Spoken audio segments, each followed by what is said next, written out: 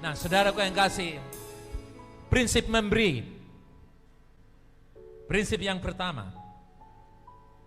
Baca bersama saya. Semua adalah milik Tuhan. Jadi kalau Anda mau memberi harus ingat, semuanya milik Tuhan. Bukan saya punya uang, saya punya harta, saya punya kelebihan lalu saya beri, tidak.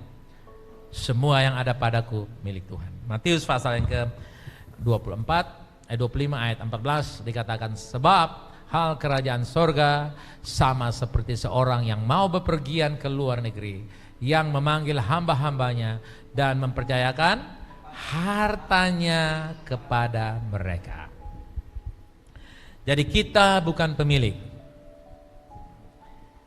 Tuhan sang pemilik. Semuanya diciptakan oleh Tuhan dan kembali kepada Tuhan. Saudara, Yesus dia mengingatkan kepada kita bahwa dia memberikan contoh bahwa dia ibarat orang kaya mempercayakan hartanya kepada kita.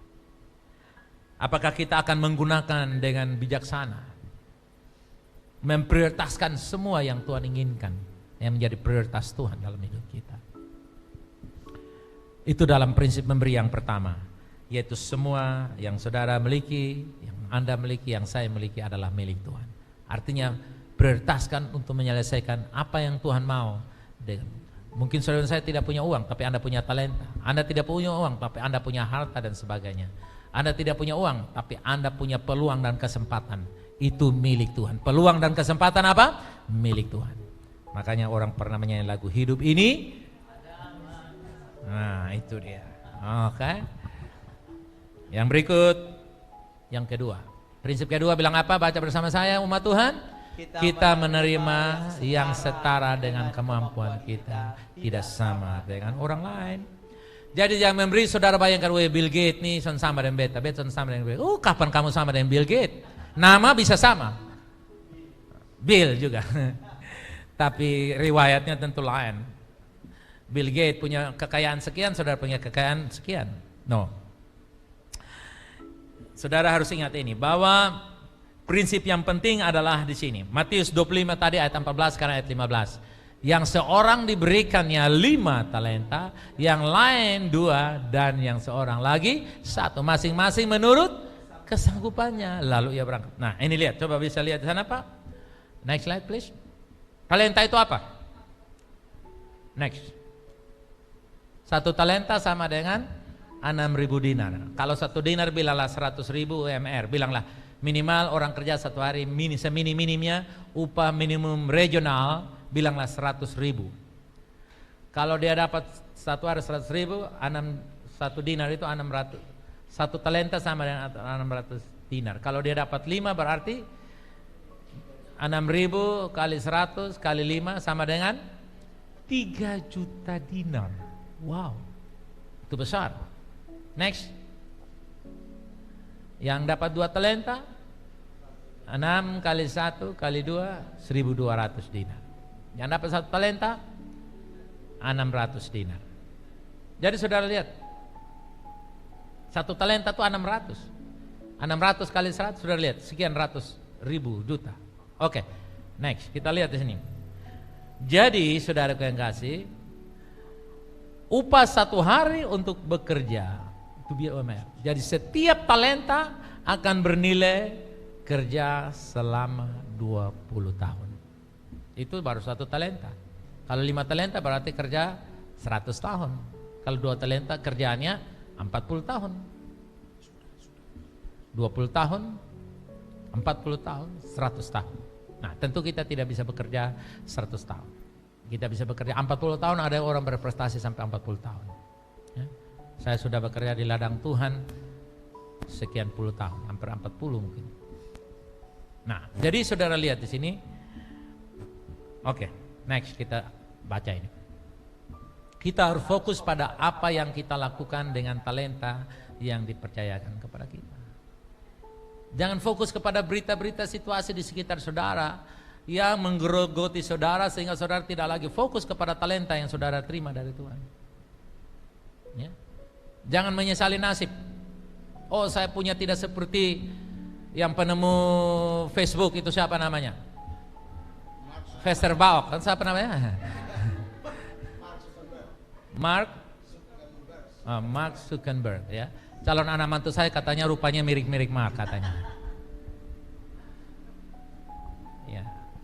Lalu pendiri ini yang di Indonesia ijo-ijo nih, motor ijo-ijo namanya apa? Sudah lupa, itu orang yang seragam hijau naik motor tuh. Yang bosnya jadi menteri sekarang tuh. Ya. Oh, Mas Nadiem, saya tidak seperti Mas Menteri, ada 2 triliun. Mungkin kamu punya hanya 200.000 saja, tapi percaya, fokus di situ. Fokus. Saya mau kuatkan saudara. Nah, jadi konsep kita memberi bukan sekedar uang. Tapi kalau dengan uang saja kamu punya masalah dalam memberi, bagaimana mungkin Anda bisa lagi berbicara soal waktu, sumber daya, dan lain-lain sebagainya. Oke? Nah, coba renungkan ini jemaat Tuhan. Kalau dengan uang saja Anda tidak mampu memberi yang properly, yang layak, berapa banyak perpuluhan yang harus diserahkan, dikembalikan, berapa banyak persembahan kasih yang saudara komitmen untuk berikan. Dan itu saja kalau kita tidak mampu mengelola dengan baik, you never dream about great things. Jangan pernah bermimpi hal yang besar kalau Anda tidak pernah mampu mengelola perpuluhan persembahan dengan baik.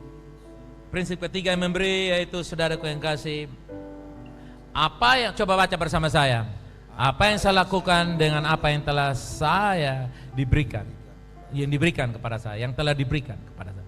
Apa yang kita, ada terjemahan bebas dari ayat di Matius 25. Saya menerjemahkan gampang. Orang yang telah menerima 5 talenta itu pergi sekaligus dan menggunakan uangnya untuk bekerja dan memperoleh 5 talenta lagi. Begitu juga orang dengan 2 talenta mendapatkan 2 lagi. Dan saudara tahu nasib yang satu bukan? Sembunyi yang satu lagi. Ini artinya apa? Kita harus lihat. Yang pertama kita harus mengerti, apakah saya memiliki perasaan urgensi yang mendesak? Jemaat Tuhan, mari kita manfaatkan semua yang Tuhan kita terima dalam masa darurat urgensi ini. Jangan saudara berpikir saya masih kuat, saya masih mampu, saya masih bisa. Jangan. Tapi gunakan talenta yang Tuhan berikan kepada kita. Kekuatan, kemampuan, dan diantaranya keuangan. Ya. Pelayanan saya menggunakan waktu dan tenaga yang menghasilkan keuangan. Saya mengelola itu dengan situasi urgensi. Apakah saya memiliki pikiran bahwa waktu yang saya punya ini terbatas? Ya. Kita bisa punya uang berkelimpahan, tapi kita tidak bisa punya waktu yang berkelimpahan. Itulah sebabnya masa ini mendesak kita. Kemudian yang berikut, ada pertanyaan yang berikut. Apakah kita mau bertumbuh? 5 dapat 5, 2 dapat berapa? 2. Apakah kita mau bertumbuh? Silakan keluarkan slide. Apakah kita mau bertumbuh? Saudara lihat, Tuhan mau supaya kita bertumbuh. Di masa sukar ini saudara yang kasih, kita bertumbuh. Saudara, saya tidak akan tolerir dengan alasan, oh Pak, saya nggak punya mobil, saya orang kecil, saya orang miskin, saya orang susah, saya orang biasa, saya orang kampung. Siapa bilang? Kamu diberkati oleh Tuhan. Haleluya. Yang saya lagi bicara adalah kebenaran-kebenaran yang Tuhan mau, dan kalau saudara percaya, saudara bisa mendapatkannya. Nah, saudara lihat, apakah kita punya work ethic, etika kerja? Apakah saya memiliki etika dalam bekerja? Saudara lihat, seringkali kita kekurangan karena kita kerja ogah-ogahan. Datang terlambat, pingin pulang cepat, bonus kita pingin dapat, tapi sesungguhnya kita tidak kerja dengan baik. Dalam bekerja kita bermentalitas budak, bukan bermentalitas the owner. Salah. Bekerja sebagai milik saudara. Nah, kode etik kerja ini penting. Saudara jangan berpikir begini, wah kalau saya punya modal banyak, saya akan kaya. No, orang dikasih modal tanpa work ethic, etika kerja yang baik, modal itu dimakan habis, saudaraku yang kasih. Dia jual bubur tapi makan nasi babi, saudaraku yang kasih. Itulah sebabnya saudara punya kode etika kerja yang baik. Kerja dengan tangan yang sungguh-sungguh. Jangan berpikir soal dapat gaji berapa, tapi berapa yang Anda dapat lakukan untuk mungkin orang yang kamu kerjakan, perusahaan yang kamu kerjakan. Hari-hari ini di Indonesia saudara lihat ada orang yang bekerja dengan ngotot luar biasa, tapi dia sangat dimusuhi. Saudara sudah tahu orangnya bukan? Orang yang sudah pensiun tapi masih terima gaji terus.